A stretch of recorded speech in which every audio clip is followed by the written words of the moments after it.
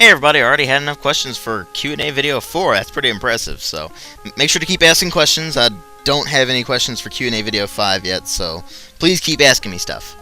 Anyway, let's go ahead and get started with a question from Bib16Bear. You really like asking me questions, don't you? Anyway, where did you get your YouTube name? Actually, DWTerminator is the name I've used in gaming ever since I've started gaming online, really. I used to just be called Terminator. And eventually I added in the DW because that was my clan, and that's going to tie into the next question, by the way. So that's basically just what people know me as when I'm gaming online. It's either that or basically like Hair Orkman. You see those two, but DWTerminator is the older name that I use, and well, I just kind of got fond of that name and just kept using it. Which leads me to my next question from SoothsayerNight, aka Souldza. And he already knows this kind of stuff, but anyway. What's your clan gaming history, and what games have you played in a clan? As for what games I've played in a clan, several. But I actually started the clan Destiny's Warriors. We didn't really do all that much, but we were more like an association of just people who like gaming together more than like an actual clan. But I did play with several clans over the course of time. I didn't play as part of those clans, but I played with the people from those clans. Like Clan USA, the Ultimate Saber Alliance in Jedi Academy. That's actually where I met Souldza. And several other people like as well.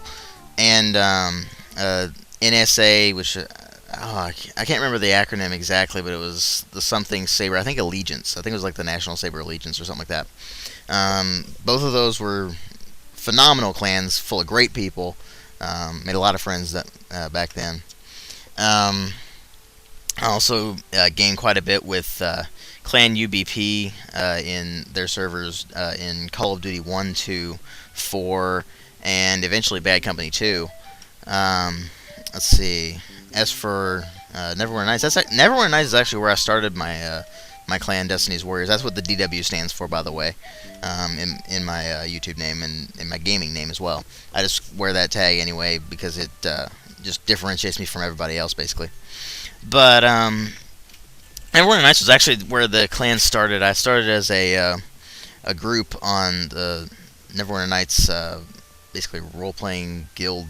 It was a guild kind of thing, and a few people joined it, and we had some fun with that. But obviously, the clan is no longer active. It's basically, I'm basically the only person who wears the tags anymore, but we still keep in touch for the most part.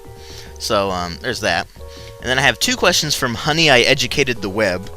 First off is, where do you see the games industry in 10 years? We see a massive shift to the mainstream. Will the hardcore be far less catered for? Yes, to both of those. It's already had a massive shift in the mainstream. There's really not much considering... I guess there's not much you can consider hardcore gaming anymore. Mostly because it just isn't profitable. I mean, gaming is an industry, after all. These companies are out there to make money. They're not just out there to make good games. Now, I hope they try to make as many good games as they possibly can, as opposed to just shoveling out crap to make a lot of money, and that's really what they're doing right now, and that's what's driving me nuts. But 10 years, hard to say. A few years from now, probably a crash.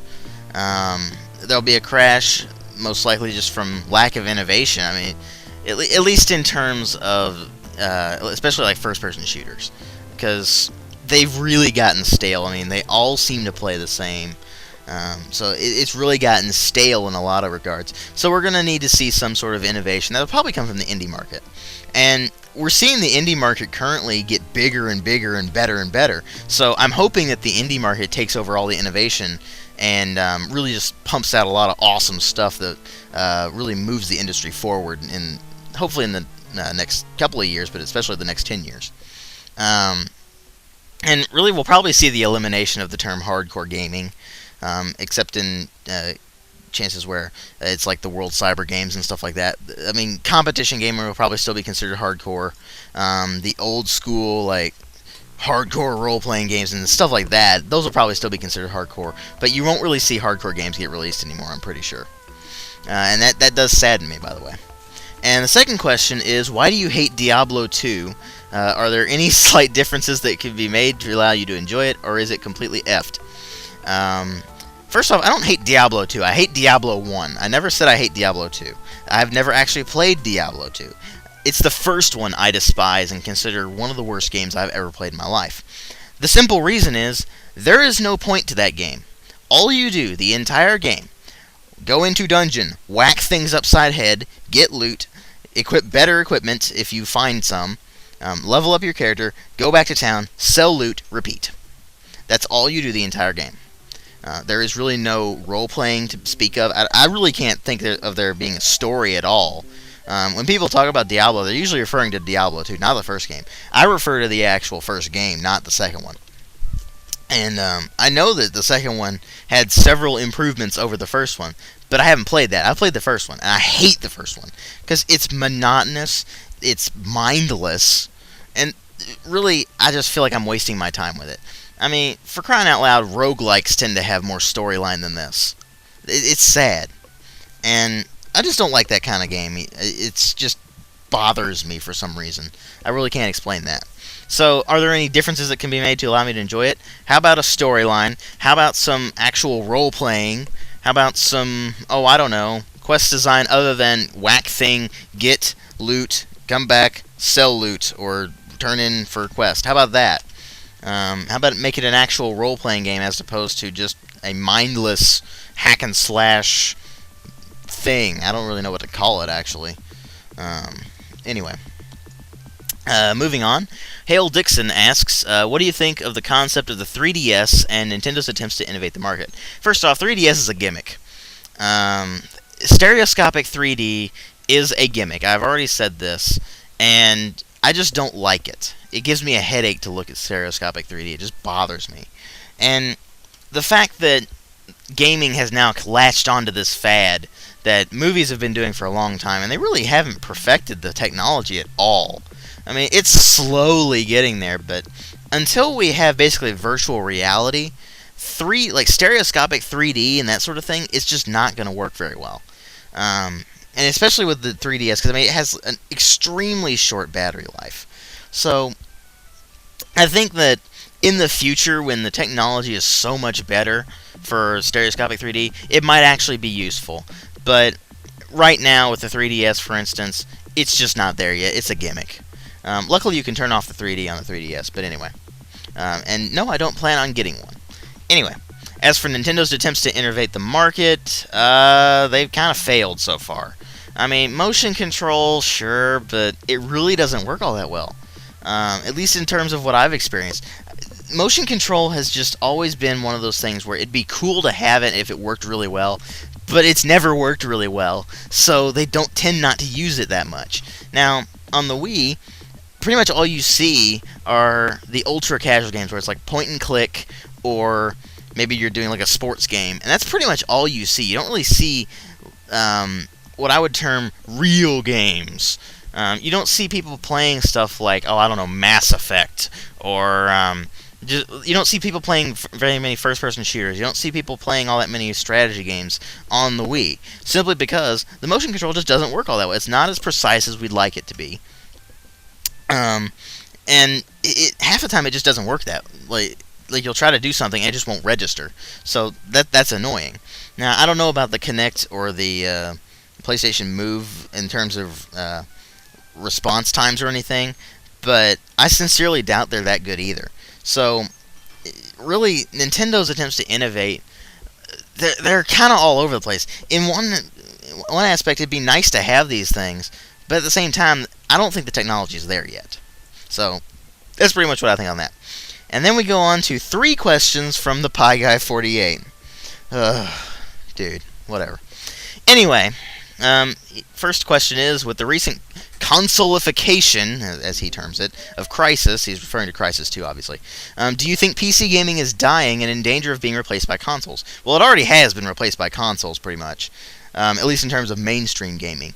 What it hasn't done is been supplanted in the indie market. That's where the PC is really going to pick up, because it doesn't have the licensing problems or technology barriers of the consoles. You can do pretty much whatever you want in the PC market, and it'll do fine. I mean, look at Minecraft. That just wouldn't work on a console, period. I mean, I don't like Minecraft, but you don't see the kind of stuff like that on console. You don't see very many MMOs. I mean, they just don't work all that well. And so the PC is going to become more of like a special niche market. I mean, it's going to become the thing to go to for strategy games. It's going to still be the primary best platform for first-person shooters. It's still going to be great for a lot of sim kind of games. But as far as the general market goes, consoles, yeah, they've kind of supplanted them. But at the same time, consoles are very limited.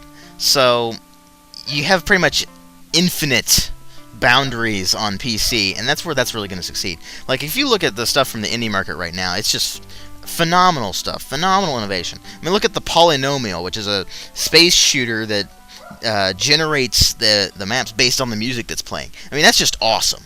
So you see all sorts of crazy cool stuff coming out on PC. So no, PC gaming isn't dying. It's just changing. It's adapting. It always has done that.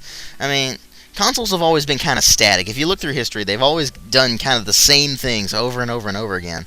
And whereas PC has been very much more fluid. They've gone all over the place. And that's really what PC is best at. It's best at kind of moving with the times. So no, it's not dying. It's just changing. Next question, this is practical. Any advice for upcoming YouTube gaming channels like mine? Overall, I'd say just have fun. I mean, if you're not having fun, what's the point of doing, like, gaming channels? But, find something you really like doing. Like, for instance, I love doing the reviews, I love doing the Let's Plays. So, I do a lot of those. If you like doing Let's Plays, do those. If you like doing commentary videos, do that. Whatever you like doing, do it, and people will watch it. And some people will enjoy it, some people won't. And the people who don't enjoy it, just don't get all caught up on those people. Now, sometimes I have been kind of hard on my own advice here and haven't done the ignore the trolls kind of thing. But try to ignore the trolls as much as possible, because they'll just bring you down, and you really don't want to be down on something like this. This is just for fun. So, and that actually leads me to my next question, well, the next question from him, and that is, have you ever considered monetizing your channel in some way? Of course I have. I mean, YouTube has the partnership program. The only problem is, I can't do it. At least not from their legal standpoint, which is basically, if you want to be in the partner program, you can pretty much show basically no game footage. You can show maybe little clips to illustrate different things, but you can't do what I do and just show full gameplay footage and then thing over it. So, yeah, of course I've considered monetizing it, but I really haven't done anything with that. And that's perfectly fine by me. I really do this more for the fun than anything else. So, I mean, if I get something out of it, fine. But I'm more concerned with having fun with it and that sort of thing than anything else. Moving on to a question from Gaymore Dude. And this is me inserting a few words here. But what is the most nostalgic game of all time for you? That's a tough one, really. But I'd have to say probably Dark Chambers, which is this Atari 2600 game. It's either that or it's Missile Command, because those two were kind of on even footing back in the day when I was playing them, in terms of how much I loved them. And even today, I still have a blast playing both games. Dark Chambers is kind of like this weird version of Gauntlet, where you can play as two characters. I mean, well, there's two players. And basically, you just go around a dungeon and collect keys and open doors and progress through the whole thing. And then Missile Command, I mean, everybody knows Missile Command. So I shouldn't really have to explain that. But I love that game. And so, whenever I play those games, it's just like instant nostalgia. As for other things that are basically infinite nostalgia, especially Doom. Especially Doom 2. I just love those games. And then, of course, there's Dark Forces 2 Jedi Knight, which I absolutely nostalgia over all the time. So, I got a lot of games that are kind of like that. So, it's kind of tough, but I'd have to say probably a tie between Dark Chambers and Missile Command. And then finally we have a question from the Retro Paul, and I already answered this by PM, but I figured it'd be a good idea to answer it in a Q&A anyway. When I reviewed Elder Scrolls Arena, I said that it wasn't very good, so why'd I do a Let's Play of it rather than Daggerfall? Well, at the time, I didn't have my copy of Daggerfall. I basically lost it. So I needed to get that in the freeware release, and, well, that was a couple years down the road. As for why I decided to do the Let's Play, I don't know. I really don't. It was kind of a spur-of-the-moment decision, and I just did it. So, there you go. I mean, that's kind of how I did it. And I'm kind of regretting that decision, to be perfectly honest with you. Because I don't have that much fun doing the Let's Play of Arena. Now, it's not a terrible game. I don't have too much unfun, I guess is what you call it, playing it. But I just don't have as much fun playing it as other games. And I don't know. I might drop it. I really don't know. I might drop it and just come back to it much later. I really don't know. But as for when I said Arena wasn't very good, I kind of went into hyperbole in that review because I really didn't know what I was doing back then. And I should probably do an addendum to this, but basically, when I said it was a horrible game, basically in that review, I hadn't really played it all that much. And in that same review, I also said that Oblivion and Morrowind were excellent games. And I hadn't played through Oblivion more than once at that time. I hadn't even finished playing it at that time. So I didn't really know the true horrors of Oblivion until later on, and then regretted it. So, yeah. And that's kind of how it was with Arena, too, only the opposite direction. I thought it was horrible to begin with, but the more I played it, I'm like, okay, this actually isn't that bad. It's still not very good, but it's not that bad. It's not as bad as I said it was. So, I don't know why I chose to do the Let's Play of Arena rather than something else, but I'm kind of regretting it now. It's kind of a spur-of-the-moment decision, so advice for you people, try to think things through a little bit more when you're going on what's going to be fun or not. So, there you go. And there was Q&A video 4. Make sure to keep asking questions. It can be about pretty much anything. Doesn't matter what you want to ask me, just ask me. I may put it in a Q&A video, I may not. Just depends on what the question is. But there's no such thing as a completely off-the-wall horrible question that will make me throw up my guts or something like that. So feel free to ask whatever you want. If you just got something nagging on your mind, then feel free to ask it. But there you go, folks. I need questions for Q&A video 5, so submit questions, and thanks for watching.